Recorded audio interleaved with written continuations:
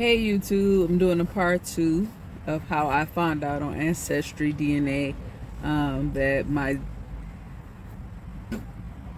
dad who raised me was not my biological father. So yeah, I was 35 and it was October 2020.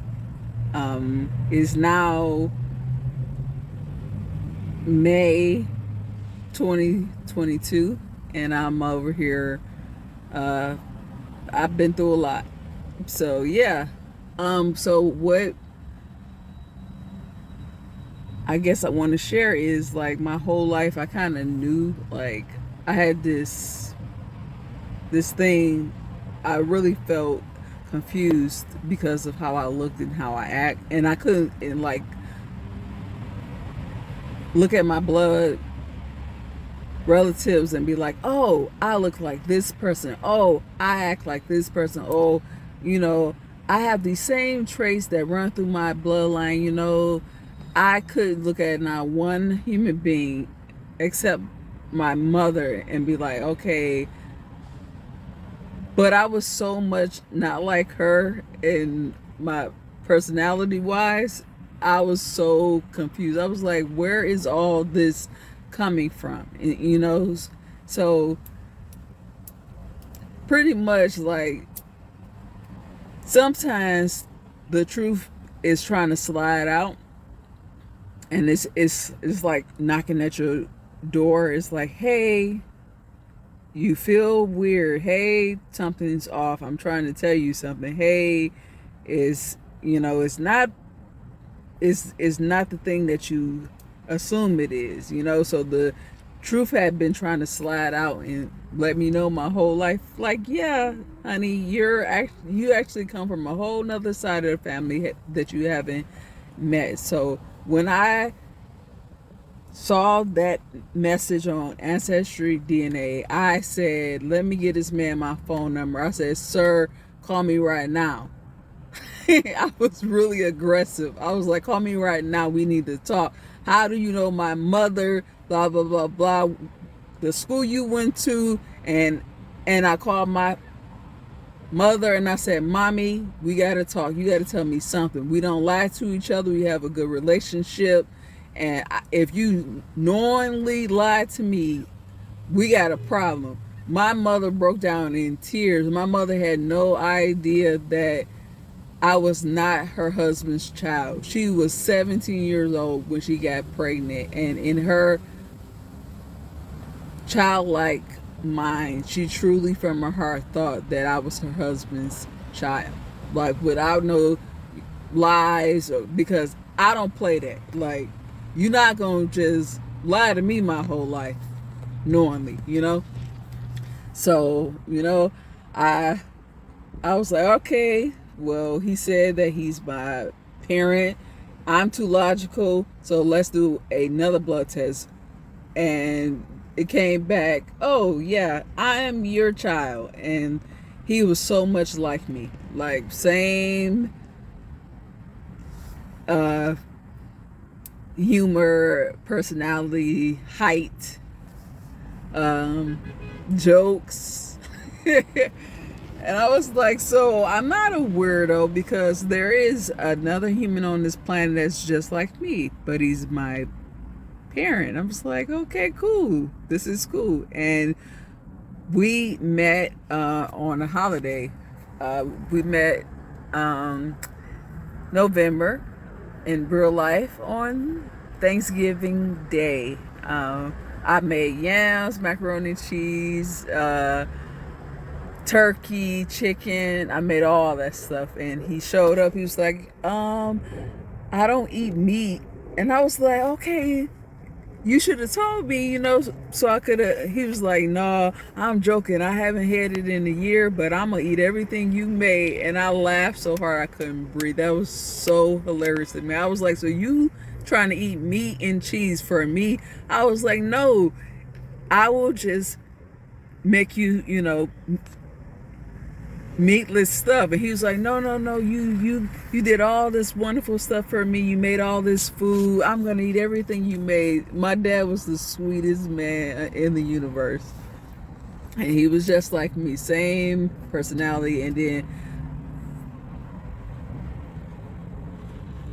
pretty much I felt like that he was my twin. Like he's a, you know, a male me, and I'm a me, a lady me, but we had the same personality, laughed at the same part of the movie, you know.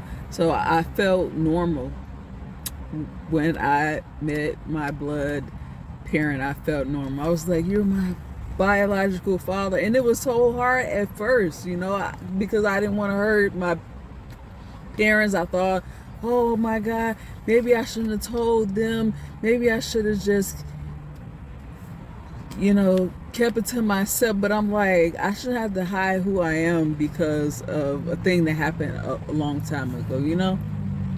And I did get some pushback. I did get some rejection, and excuse me, and it hurt. It did hurt, but you have to learn to be strong. And I'm like, Lord, I need you, because I didn't know what to do.